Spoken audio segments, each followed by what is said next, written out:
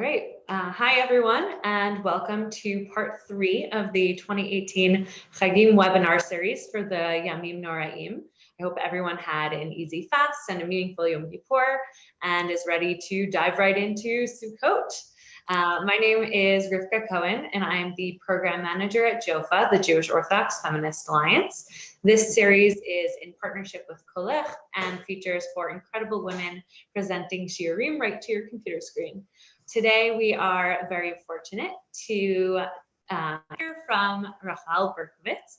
Rahel is a senior lecturer in Mishnah, Talmud, and Halacha at Pardes, where she has been teaching for over 20 years.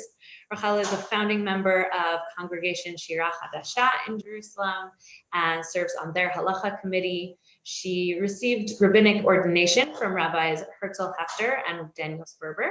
And she is also the halachic editor for JOFA's upcoming Tashma series on Hilchot Nashim, soon to be published by Koren, so keep an eye out.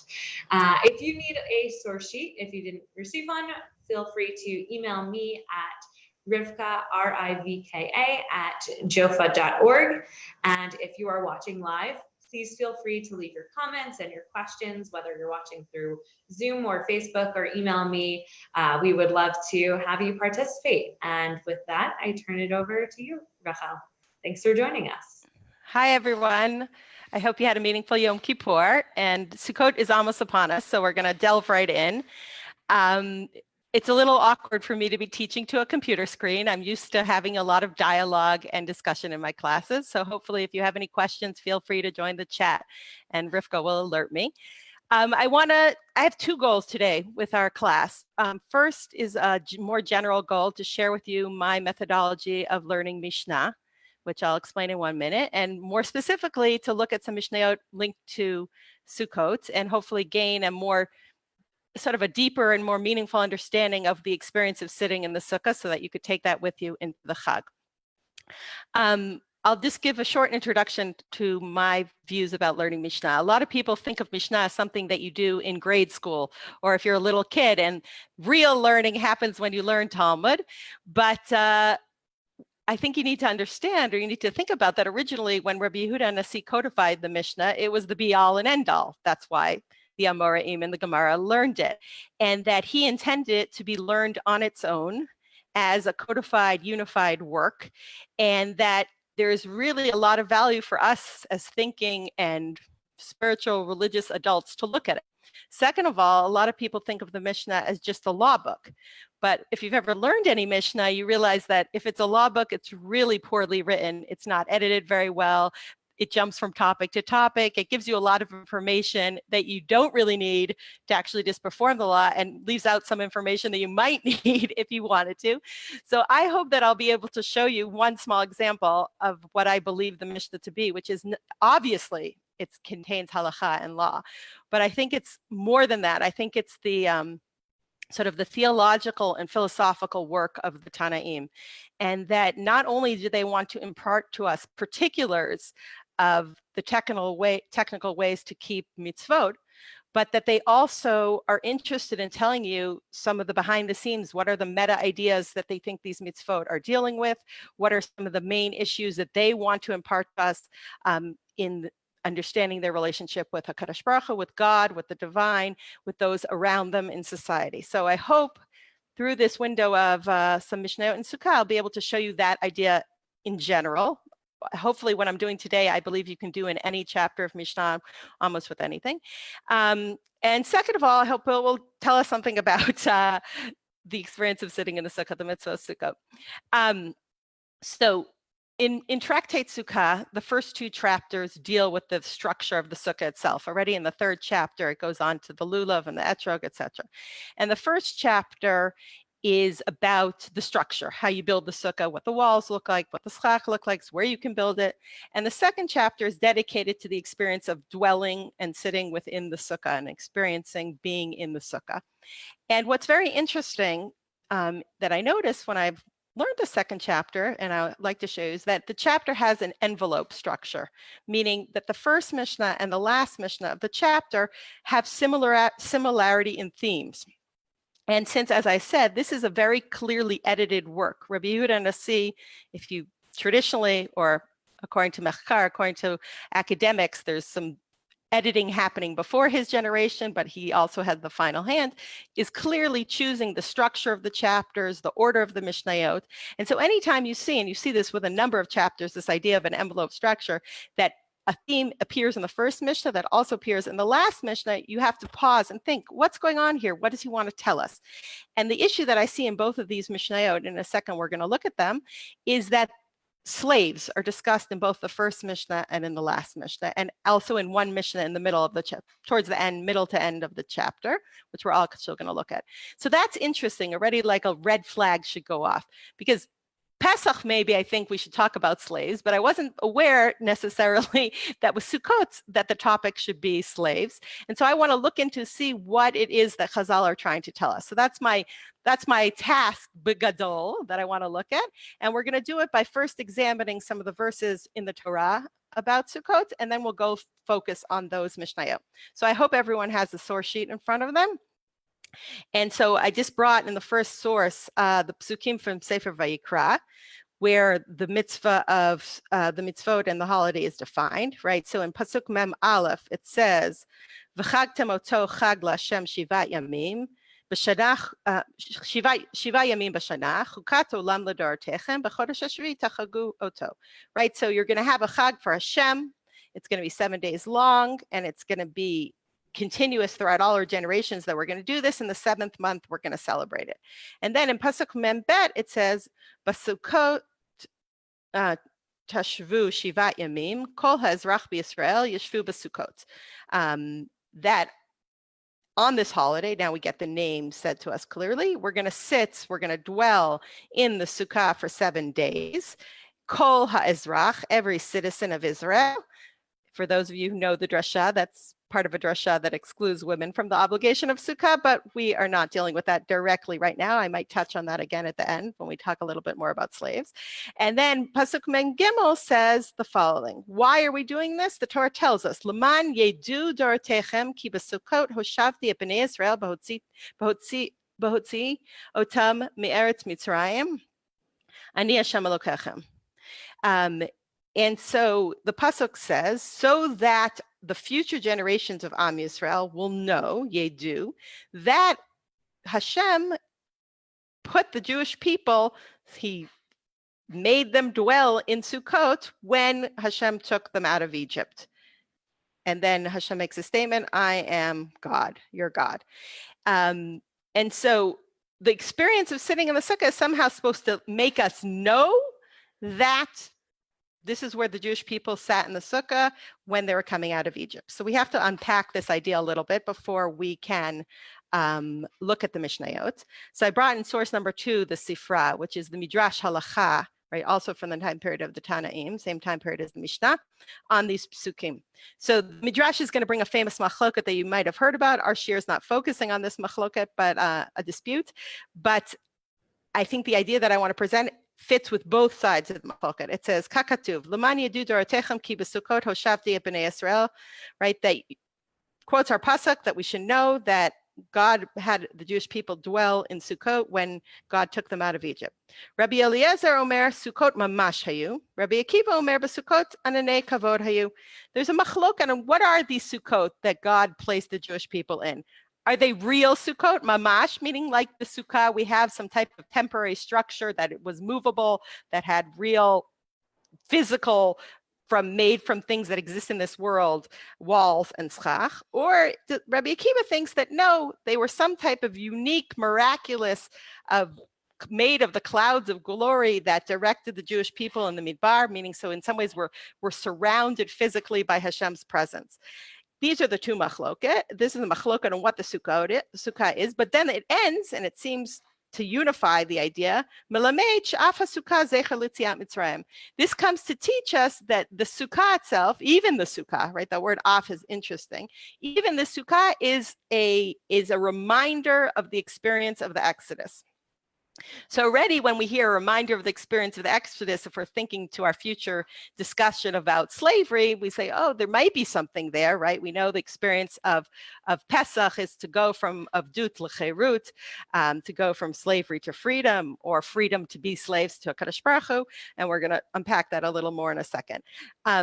This idea of what it is we're supposed to understand and how this relates to Yetziat Mitzrayim is discussed in the Mefarshei HaTorah, in the medieval commentaries of the Torah. I'll just look at one of them with you, and then we'll jump in to look at the Mishnayot. This is the Rashbam. So on source number 3, you should have in front of you, right? L'man yedu dorotechem, so that the future generations will know. Pshuto k'divrei ha'omrim b'masachet sukkah, sukkah mamash. His view is the sukkah we're talking about goes according to those that say it's a real sukkah made out of physical materials that exist in this world, right? He holds like Rabbi Eliezer. That's his view. And then he says, V'zeh ta'amo shel davar. And this is the meaning, this is the deeper understanding of this issue. Chag HaSukkot ta'aseh lecha, right? You should celebrate Sukkot when? At the time when you're collecting your harvest from your granaries, from your threshing floor, from your wine press, from your fields, and ubatechem leim kol tov dagan v'tirosh v'yitzar. So you've just harvest. We know that this is the harvest festival. We're at the sort of time in the year, right? It's hard for us living in America and even living in Israel. We're so disconnected from the agriculture in this time period. But this is you planted in the spring, things grew, you harvested, and you're preparing your stockpiles for winter, the long winter ahead, and your house is full of all these good things. And so Laman, I'm in the bold here now, Laman tizkaru ki b'Sukkot shavti b'nei Israel b'midbar 40 shana below Yishuv, below Nachala, umutoch kach, right? So to remember that Hashem had the Jewish people dwell in Sukkot, and they didn't have any type of civilization or settlement, and they didn't have any inheritance, right? Umitoch kach tiknu hoda'a lemi Shenatan lechem nachala ubetechem meleim kol tuv. And so that we're going to be able to give thanks to the one, right, that's God, who gave us this inheritance and filled up our houses. V'lo ta'amru b'levchem ki kochi v'atzum yadai asali et hachayil azot. And don't say in our hearts that it was the power of my own hands. There's a mistake if you're looking in the English. It's not kechai, it's power. And the strength of my own hands brought me all this good, right? Obviously, the human being worked and toiled in the field, and it is the work of their hands. But at these moments when there's a potential for human hubris, we need to remember that really the ultimate source of the good in the world and the ultimate source of life in this world is the divine. And so therefore, right, ulakach yotzimi batim meleim kol tuv b'zman hasefa v'yoshim b'Sukkot l'zikaron shelo haya lahem nachala b'midbar v'lo batim l'shevet. And therefore we go out at this time period when our houses are full and we sit in sukkahs to remember that when we were in the midbar, we didn't have any land and we didn't have any houses, etc. Umipnei hatam hazeh kavar HaKadosh Baruch Hu et Chag HaSukkot b'zman asifat goren v'yekev. Lebilti rom levavchem b'tehem meleim kol tuv pen yamru yadunenu asu lanu et hachayil azot. Right, and so therefore HaKadosh Baruch Hu said Sukkot is going to be at this time of the year, right? You might have thought it should be closer to Pesach time if we're thinking of it in a historical perspective linked to that experience of being in the Midbar. But the idea that the Sukkot represent fit well for human experience now, that we actually sort of live out the experience of realizing we have everything full in our home, and then we're leaving our homes, we're going to this temporary structure, and we're supposed to remember the experience that Bnei Israel had when they didn't have anything, when they were fully dependent on God. And they had to have faith and trust that HaKadosh Baruch Hu was going to provide for them. And not only that, I think it's to remember the idea that the fact that we do now have homes, and if you're living in Israel and have an inheritance in this land, that the divine has given us that. We shouldn't take that for granted. We shouldn't take being rooted for granted. We have to remember the experience of being a sort of a refugee without a home, without a place. Because I'm concerned with the time, I won't read the Ramban. You could look at this on your own on over Sukkot. But Ramban, unlike the Rashbam, holds like Rabbi Akiva, that he thinks it's ananei hakavod, but he too comes to the same conclusion about what the idea of sitting in the sukkah is. This idea to remember that really HaKadosh Baruch Hu is the ultimate provider, and that the good that we have in this world comes from the divine, and that we shouldn't get caught up in our human hubris, and that really HaKadosh Baruch Hu is the one who's going to protect us.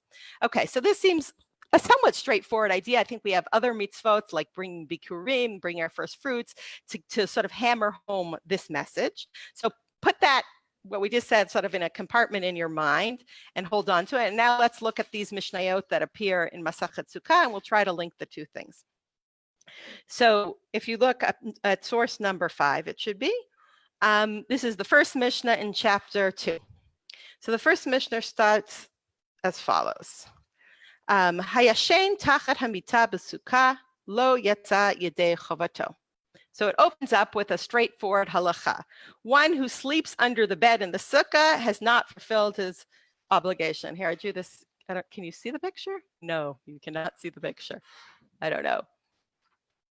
I'll do it with my hands, right? Here's the sukkah, and then you imagine a bed, another bed underneath, and someone's underneath the bed, right? So sukkah structure, bed structure that's in a similar shape in some ways to a sukkah, like legs and a plank, and then a person underneath the bed. So you have person underneath the bed, bed structure, and then on top of it, sukkah structure, okay? And if you do that, you have not fulfilled your obligation.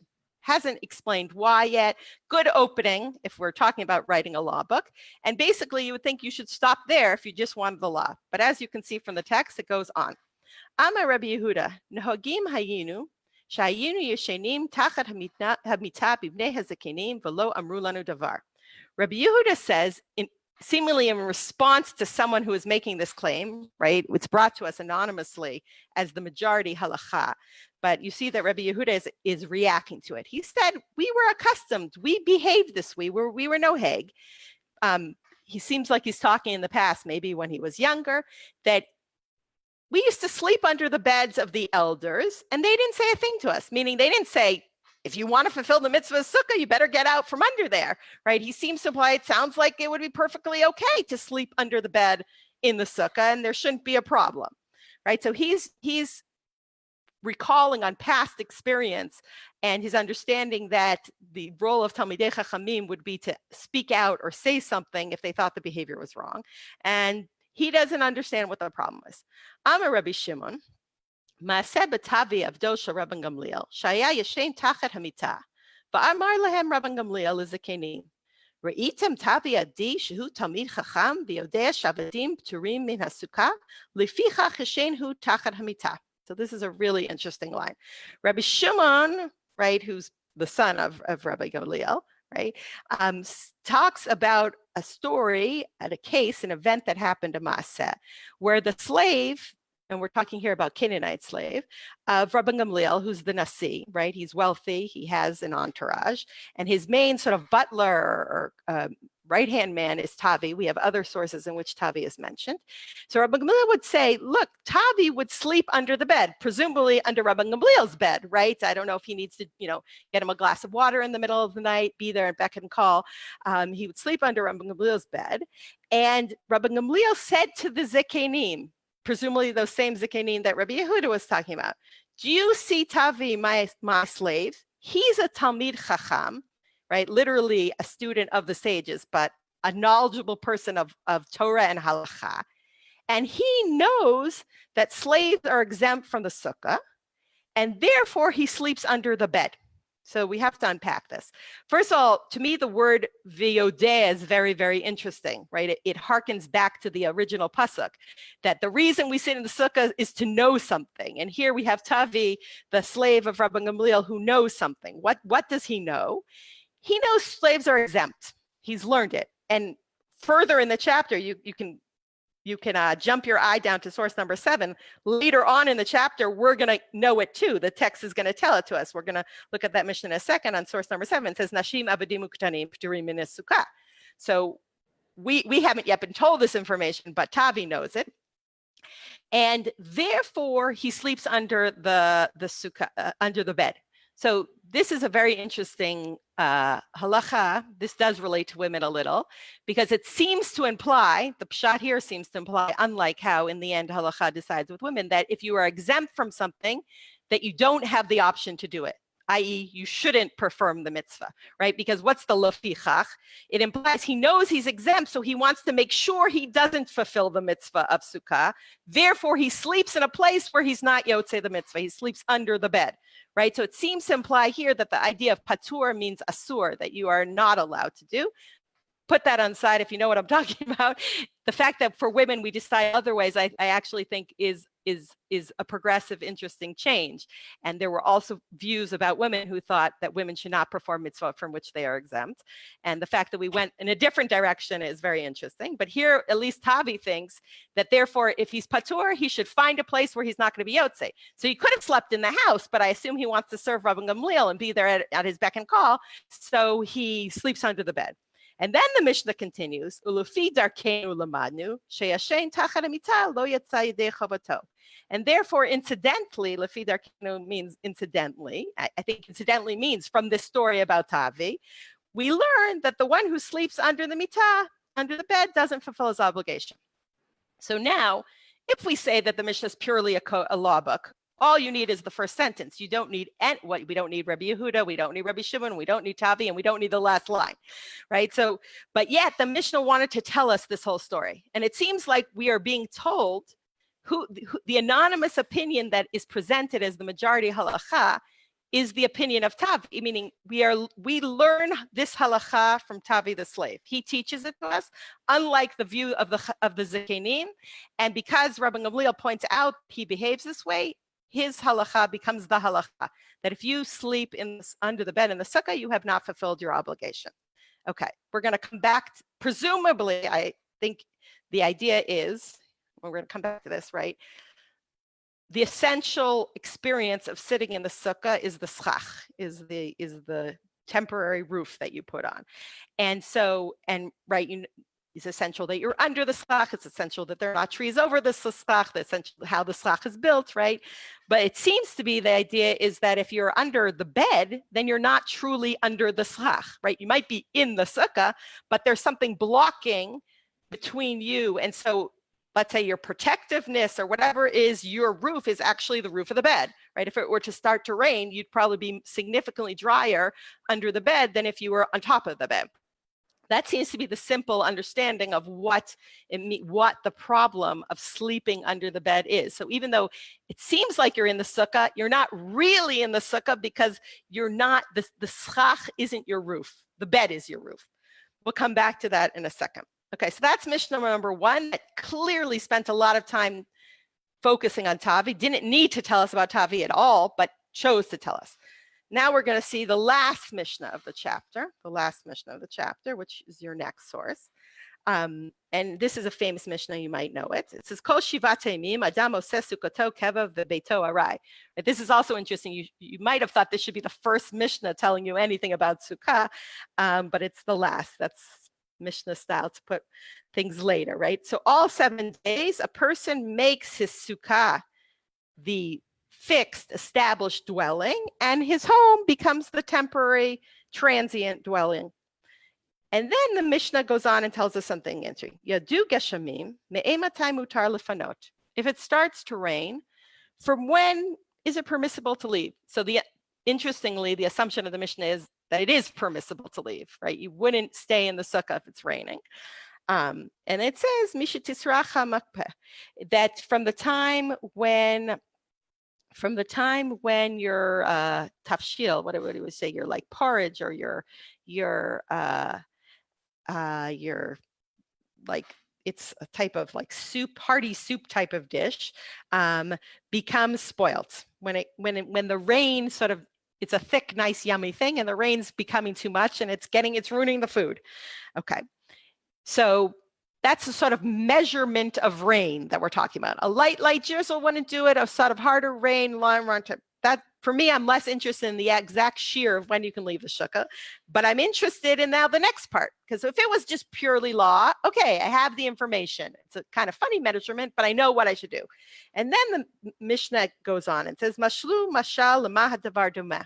the rabbis stated a parallel. What is this comparable to? What is reigning in the sukkah comparable to? Le'evet sheba limzo kos l'rabo v'shafach lo kiton al panav. It's comparable to a slave who comes to bring a cup of water to his master.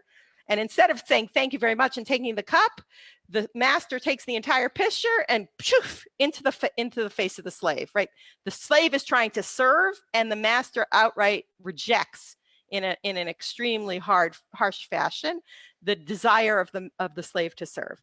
And this is a mashal somehow to reign, right? Implication being, here we are the slaves. We're trying to serve the creator. We're trying to do the mitzvah of sukkah, right? Which we think is what the master, what the divine wants, right? Presumably the slave went to get the cup of water because the master said, please get me a cup of water. So the slave trotted off, here's the water, right? Same thing with us. Torah says, sit in the sukkah, we're there, we're ready. It's the 15th of Tishrei, we're in the sukkah.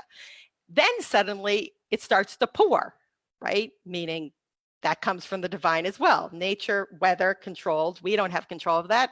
Only the divine has control of that, right? Starting to pour. That's the water splashing in our face. Obviously, I mean, it's interesting. We could have thought you should just like sit in the sukkah under any cost, right? Getting sopping wet. But the assumption is that's obvious. Now HaKadosh Baruch Hu doesn't want us to sit in the sukkah, right? So God asked us something, we tried to serve, and now HaKadosh Baruch Hu is saying, I don't want your service. I don't want you to do this mitzvah anymore. And we go inside. Obviously, it's negative, right? In the beginning of Mishnah Tanit, it says if it rains on Sukkot, it's a klala, right? The idea, if it not in Chutz La'aretz, I know you probably even have snow sometimes, but so don't learn anything for that. But here in Israel, right, it's looked at, it's raining too soon. It's raining, right? Besides the fact that if we were really building our sukkah in our fields because we're harvesting still, it could ruin the harvest. But it's saying you're not able to do the mitzvah the way you're supposed to do the mitzvah. So if HaKadosh Baruch Hu is creating a natural phenomenon in which you're not unable to do the mitzvah, it must mean that HaKadosh Baruch Hu doesn't want you to do the mitzvah, which is like the master throwing the water in the slave's face. So here you have first Mishnah, last Mishnah, both discussing slaves. And I hope you'll agree with me. I hope you're all nodding your heads, even though I can't see you, that they didn't need anything here. Rivka's nodding her head for me. That they didn't, if we just wanted to know the halachot of sitting in sukkah, we could have deleted both the slave bits. But yet, Rabbi Yonasi said, I want to tell you something about slaves in the first Mishnah, and I want to tell you something about slaves in the second Mishnah. Okay, so we're going to try now to unpack that. So there's also one other Mishnah that talks about slaves, and that's source number 7. It's actually the Mishnah before this, right? The second to last Mishnah. And it opens up with a category of people that Chazal love to lump together. Nashim avadim uktanim, p'turim min sukkah. Women, slaves, and minors are exempt from the sukkah. So I don't know how much you've thought about the category of women, slaves, and minors, but Chazal the rabbis like to create categories of people that they think have some underlying similarity between them. It doesn't mean they're the exact same thing, but something about them or their experience as human beings is unified enough that they can put them in the category together and then say the halacha is the same for this group of people, right? We have other groups of people that you might have known about. Cheresh, Shota, V'Katan, all are people that Chazal think have an intellectual disability, right? You can see that Katan can be in 2 categories. Women are not in the category of someone who has an intellectual disability, but they're put here with women, slaves, and minors. So what is the unifying factor between them? This is where I would ask you, and then you would say, but I will tell you. I think this is clear. Chazal say it in other places. Chazal thinks that all 3 of these groups of people are bereshut acherim. They are in the domain of someone else. They're sort of not free functioning agents in the sense that they do not control the domain that they're in. What do I mean by that? Women are usually in their father's domain, or more likely their husband's domain. Slaves are in the domain of their master, and minors are in the domain of their parents, most likely fathers. And being in the domain of someone else is not a terrible thing to be. That means that the person who's in charge of you has to feed you and has to clothe you and has to take care of you. And then you probably have obligations to that person, doing some of the housework, having certain obligations, but you are not the head of your own house, right? You're not the master of your own domain. Rather, someone else is the master of your domain. So if we wanted to unpack the meaning of this Mishnah here, that women, slaves, and minors are exempt from Sukkah, forget everything you know about time, causeness, and all that stuff. The author of this Mishnah, this Tana, seems to be telling us that something unique about this category of being in the domain of others creates the exemption from Sukkah, right? That's the pshat of this sentence. Or I wouldn't have needed to tell you this category of people that has this unique thing. So I would hazard a guess to say that if you're not the master of the house, then to require you to move the house from the fixed established home into a temporary structure is a requirement that you will be unable to fulfill, right? If that's what it really means, right? If we say to be chayiv in something means I'm going to hold you responsible if you don't do it, whatever holding responsible in Shemayim means, but that's what obligation means, right? So if we say slave, you're chayiv in sukkah, that would imply that if your master chose for whatever reason not to build a sukkah, then I'm still going to hold you responsible if you don't create a sukkah and go dwell in it. Well, that is a superhuman request in a way, meaning how would the slave ever be able to go and move the household to a temporary abode how would the slave be able to do it if the master doesn't agree, right? We can't hold just the way we can't hold someone who is intellectually disabled to do something if we understand that they don't understand it, meaning the nature of their human experience. It would be unfair, right? God created someone as a minor, right? Meaning 2-year-olds don't fully understand, 6-year-olds don't fully understand. That's how HaKadosh Baruch Hu created human beings. We're not going to hold them responsible for not doing mitzvot. That's why we say you're not obligated to mitzvot till you get to a certain age. Right there, the patur, we understand it's a sympathetic patur. Same with someone who unfortunately was born with some type of disability. We say it's unfair. We can't hold you responsible, right? Same with exemptions that have to do with you're sick or you're under duress. Here too, I think the exemption is one of compassion for the human situation that this group of people is in. The whole point of the mitzvah sukkah is that the head of the household, right? And especially if the message is, right, to teach you this idea that you've harvested and everything you own and that you own you own property, that's completely irrelevant for people. It's not just completely irrelevant, but it would be asking them to do something that is beyond their capabilities. And so they are exempt from sukkah. Just if you don't believe me, I don't believe isn't the right word. Just if you flip over to the extra sources on the other pages, because it's important for you to understand that I'm not making this up of why this exemption stems this way. There's a very famous Mishnah Masachet Brachot that I'm sure you know. Nashim avadim ktanim pturim mikriyat shema min tefillin v'chayvim b'tefillah mezuzah berkat hamazon. Women, slave, and minors are exempt from shema, tefillin, tefillah. They're obligated in tefillah, mezuzah, and berkat hamazon. There's a lot to say on this Mishnah. I won't focus on it. Even though it looks like a list, it's a great Mishnah.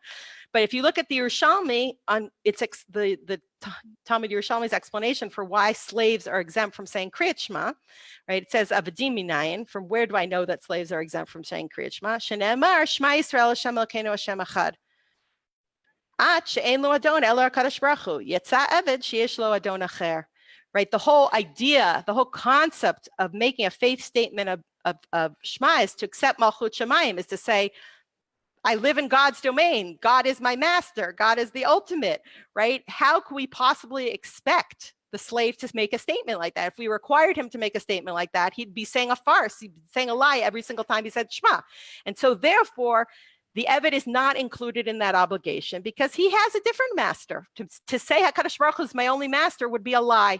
And therefore, because of the human reality that the slave is in, the text exempts the slave from Shema. I think that's probably the same reason why women and minors are also exempt from Shema.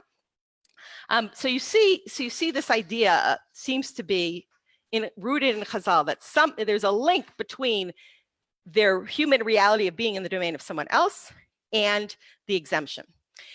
This Mishnah continues to sort of bring some dissenting views that I hope we'll be able to unpack. So I'm back in our original Sukkah Mishnah on source number 7.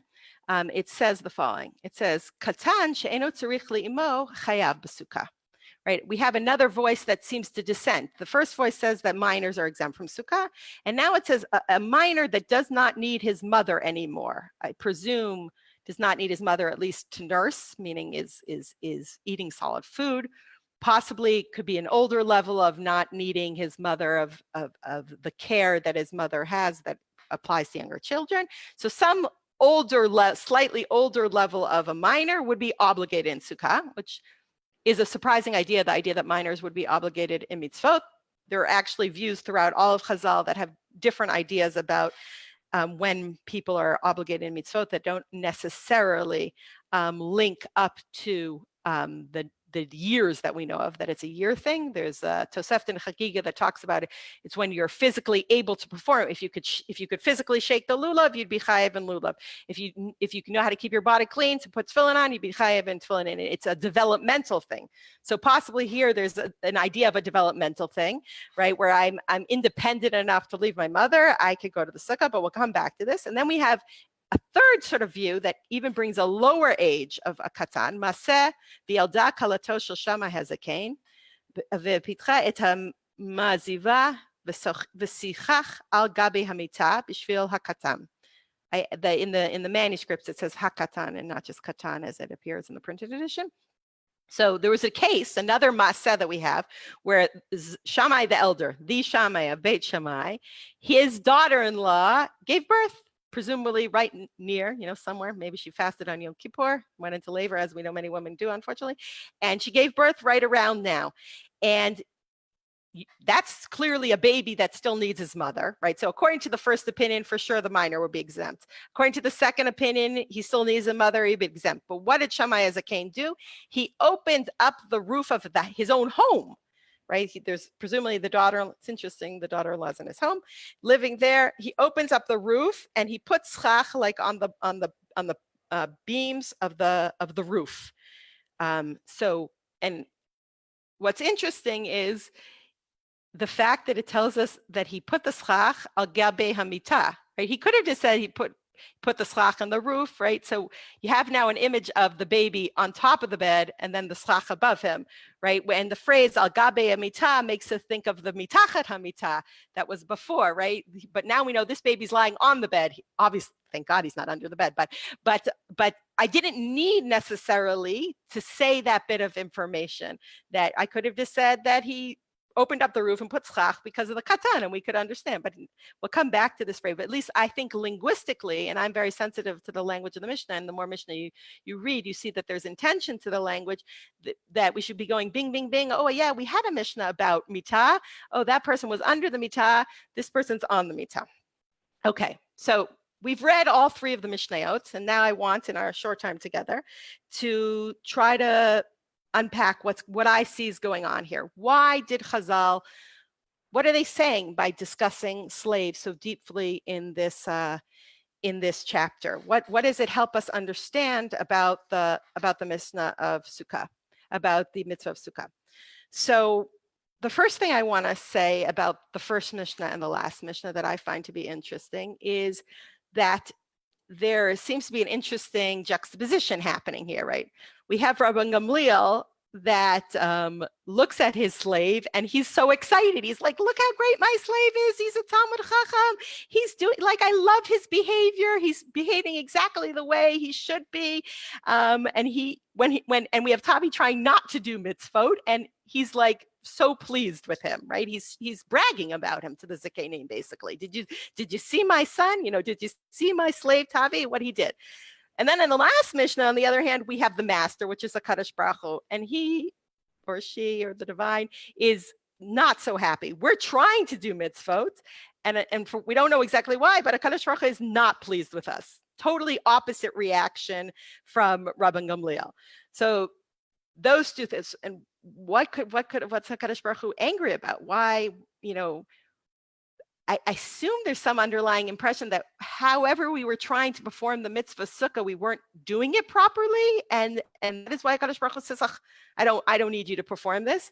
But what does it mean to not do it properly? Second thing I noticed is, so already by that juxtaposition, Tavi's the slave and we're the slave. So we seem similar. And then we had the opposite. Tavi's the Talmid Chacham, and presumably we're Talmidei Chachamim, right? And so the Mishnah is on purpose trying to blur the lines. You know, we thought these categories were clear. There's us, the free functioning human beings that aren't slaves, right? Who are the masters of our own domain. And then there's slaves. They're a completely different category than us. But yet the Mishnah has said, no, it's not true. You can have slaves who are Talmidei Chachamim, and you could have Talmidei Chachamim that don't know the halacha and don't behave the way HaKadosh Baruch Hu wants to. And there doesn't seem to be that much difference between us. In fact, he looks much more impressive than we as a category do in the last Mishnah. So what are we trying to learn here? So I was thinking about the image that I have another picture. I hope we can see this. I was thinking about the image that of what Tavi taught us, right? Tavi taught us something about domains, right? Tavi taught us, as you can't see it really, right? Exactly what I told you. There's a sukkah, there's a mitah, and then there's a person sleeping under it, and you're not yotze. So imagining one domain with another domain inside of it. That's the space underneath the bed. But what's also interesting is there's the domain of HaKadosh Baruch Hu, right, who rules the world. Then there's the domain of human beings that rule over slaves. It works better if I could draw it, but can you imagine? I'm hoping you can imagine what I'm saying, right? The visual image of a sukkah, which is HaKadosh Baruch Hu's domain, right? Especially if it's the Ananea Kavod or something like that, or the domain that we're going there to experience the divine in the world, right? And then you have something blocking that domain, the man-made bed, which is part of human civilization, and then the person who's in the domain of the bed as opposed to being in the domain of the sukkah, right? And then we also have the image of this idea that God is really the ruler of the world, but then there's human rulership and the slave who is under the domain of the human as opposed to being under the domain of God. That's why they can't say Shema, right? So the visual image of the mitzvah that Tavi is describing to us exactly mirrors the visual image of his life experience. I hope you're all nodding. Because to me, this is to me part of the brilliance of the Mishnah, of the vehicles in which they come to teach us the ideas that they want to express. And so this is what I'm thinking that maybe Tavi's trying to teach us, or Chazal want to say. Obviously, Chazal live in a time period where they're slaves, right? Rabbi Gamliel himself has slaves. For them to just go, having slaves, that's ridiculous, you shouldn't have them, is impossible. But I think that they want to, I'm claiming that they want to educate against slavery, which eventually, as we know, falls out of fashion. But why do they want to educate against slavery, and why are they using the sukkah to do this? I think the idea is the following, right? If the mitzvah of sukkah is to teach us to combat our human hubris and to really understand that the source of good in this world and the ultimate ruler of this world is HaKadosh Baruch Hu, then the idea of owning slaves is completely antithetical to that. Because to own a slave means I'm acting like God. I am controlling this person's life to an extent of that he is subservient to me and doesn't have freedom of action. And really, we're all supposed to, God took us out of Egypt so that we could be avadim to HaKadosh Baruch Hu, that we could be avadim to God, and that the experience of Sukkah is supposed to combat that human hubris. And at the very same time, if it might be that we're sitting in the Sukkah grate and we say thanks for the stuff that grew out of the ground, and I'm acknowledging that this home that I really own is yours. But if you really still have slaves in your own domain, then you really haven't fully understood that your domain should really be the domain of HaKadosh Baruch Hu. So we sit in the sukkah, which I'm going to now call the Reshut HaKadosh Baruch Hu, whether it's the Ananea Kavod or the real temporary structures that Hashem provided us in the Midbar. And we're supposed to understand that really all year round, we're supposed to be dwelling in HaKadosh Baruch Hu's domain. We can't do that because we have to eat and we have to live. But that message is antithetical to the slave. And why do I show that Tavi and me are the same? because we're the same, because we're both creations of HaKadosh Baruch Hu. We're all both created in the image of the divine. And we both have the potential to be Talmidei Chachamim even, right? It's nothing. And we both have the potential to want to serve our master correctly, either by bringing the cup of water, so I'm sleeping under the bed, or I like his desire not to perform the mitzvot, I think, is because he wants to do halacha correctly. And then we learn halacha from him. It's mind-boggling. I think this is part of the message. And so I'd like to suggest that part I'm 100% sure that I think is the message. I want to suggest this part I'm like 75% sure about, that if we go back to that Mishnah about women slaves and minors being exempt from the Sukkah, why did we get that continuing discussion about the minor, right? Well, a minor who doesn't need his mother, and then Shammai even saying that a newborn baby. What's interesting there is it sounds like the community is willing to acknowledge that for a child to be in the domain of their parent, it's really just that the parent is an emissary of HaKadosh Baruch Hu, right? Even though we said women, slaves, and minors are similar, that they're all in the domain of someone else, there's something inherently different about a child. Yes, they're in the domain of their parents because the parent has to take care of them, right? And being in the language where it says "Eino tzarich et imo," right, shows us that, like, that baby is even in the domain of the mother, right? If we have father, mother, and then, right? But it's in the domain of the mother, not because the mother is acting in a hubris way, but because the mother is caring and wants to nurture and wants to raise this child so then so that they can live and then ultimately serve HaKadosh Baruch Hu. And then I think what I see of what Shammai did is he took the message of Sukkah and he brought it into his home, right? He said, I'm going to make my home the domain of HaKadosh Baruch Hu as well.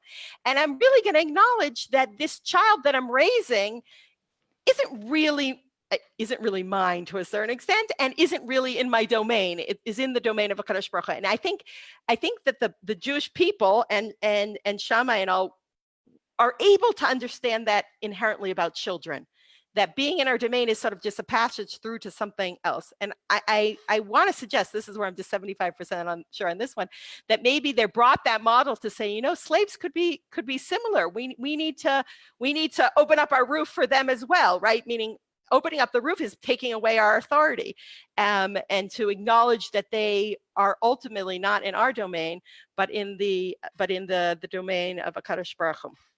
So that's my idea here about slaves. Am I allowed to say something else? Do I have enough time? I'm going to say one. So I'll give you because I love the Mishnah so much about women, slaves, and minors. I want to say one thing about that, because I think there too, there's also a message that Chazal are trying to teach us. So look back on that extra sources, that first one. So if we say women, slaves, and minors, right, all in the domain of someone else, exempt from Shema, for the reason that the Yerushalmi said, because how can it would be a farce to have them say they're really subservient to Kadosh Baruch Hu when they're really underneath someone else's domain. And tefillin is the ultimate manifestation of physically placing your body within Malchut Shemayim, right? Shema is accepting Malchut Shemayim, as the Mishnah and Brachot say, and tefillin is the embodiment of putting your body within that domain. So that's a manifestation. But what's really fascinating about this Mishnah, that's crazy, and if you look, there's no other place where women, slaves, and minors this happened. It switches and says, but they're also chayav and tefillah, mezuzah, and berkat hamazon, and it turns it on its head. And the chayavim should, put your red flag up. All the mafarshim go crazy. What do you mean, ketanim or chayav? It must be chinuch, but what does chayav mean? But you see, and if you had been learning this chapter of brachot, previously in the chapter was constantly comparing kriyat shema to tefillah. Here, tefillah means shmona esrei d'amidah. That's what Chazal mean when they use the word. And up until then, you sometimes would be able to say shema, but you can never do tefillah. You can say shema on a tree or on top of a wall. Masha'en rashim lasot b'tefillah, but you can't say tefillah that way. When you're in a funeral procession, you could do shema, but you can't do tefillah. So all the time you thought, well, shema, yes, but tefillah, no. So if you found out they're exempt from shema, you might have thought, oh, for sure they can't do tefillah based on this. And then you're hit in the head, boom, they're chayav in tefillah. And then you have mezuzah, which is really weird. Like, shouldn't mezuzah be with kriyat shema and tefillin? Like, isn't that the same thing? Why are they chayav mezuzah? And then we have Birkat Hamazon. Separate from this, what's brilliant about this Mishnah, these are the topics of Masechet Brachot. That's why they're mentioned here. So here's my drash in my last few minutes. So if we say that women, slaves, and minors being in the domain of someone else has to be the cause of this Tana's opinion for their exemption in Kriyat Shema and Tefillin, I want to argue that it is also the cause for their obligation in Tefillah, Mezuzah, and Birkat Hamazon. And I want to argue that this is like a tikkun that Chazal are trying to educate the Adon, just the way they tried to educate the Adon, the master or the husband, with Sukkah. Here too, they say, you think she or he is in your domain, human being? No. Talks directly to HaKadosh Baruch Hu. Any problem, any need, you would think they should go to the master of the house. I need some more food. I need some help. Take care of me. No, stands directly before God and brings one's needs to HaKadosh Baruch Hu. You think they live in your domain? There's a mezuzah on the wall that says this is the domain of Malchut Shemayim. You provide them with food. I mean, that's the ultimate thing that the husband or the master does, provides with food. They're cha'iv in Birkat Hamazon. They say they know who's the ultimate provider of the food. And that I would like to argue that this too is an educational message to the idea that on the one hand, the human reality is that human beings rule over other people. Rule is strong, but have authority over other people, that there's a hierarchy in the human structure. And that's a fact of life that this Tana acknowledged and therefore didn't require someone to do something they'd be unable to fulfill. On the other hand, it doesn't really fit with the message that Chazal want to teach us about our relationship between other human beings and HaKadosh Baruch Hu. And so that there is this tikkun of an educational message. If you have someone living in your home who is davening to HaKadosh Baruch Hu, thanking HaKadosh Baruch Hu for the things in theory that you, the human taker care, are providing, that has to, I hope, change the mentality or the message. So those are my ideas of what the messages I hope Chazal were trying to teach us. I think we still have things to learn about how human beings rule over other people or the status of other people or try to dominate other people. But I hope in your lives, that probably isn't directly relevant, but I hope that you could transfer this idea to something that's meaningful in your life, to think about where is it that you have human hubris, and that you sort of that feeling of being the one that provides or the one that gives or the one that worked hard, where that might be blocking you from being really completely under the schach, and that you can try in your experience of sitting in the sukkah to let go of that at least for just 7 days, because it's hard, and we can really experience when we sit in the sukkah the experience of being in the domain of HaKadosh Baruch Hu, and understanding really what that means, that the source of good in this world and all the good that we have, whether it might not be the fruit that we reap from our field anymore, but that we have a roof over our head and that we have good within our homes, is that the ultimate source is the divine. So everyone should have a meaningful time in the sukkah and a Chag Sameach. Amen. That was, wow. Thank you so much. My pleasure. Any questions, or no one's asked a single question? I don't see any right now. I'm going to just. Because I'm so clear and you guys love everything I say. Also, there were so many amazing ideas in there. Thank you so much. My pleasure. My computer is being slow right now. So I'm not able to check Facebook. But if there are any questions, I will send them along your way. You can email me. We are running out of time anyway, but thank you so much. That was really incredible. I'm fascinated by all the ways that you brought things together. Okay. And all of the messages that we can take away from that. So thank you, and Shabbat Shalom. Shabbat Shalom, Chag Sameach. Great. Thank you, Rivka. Everyone.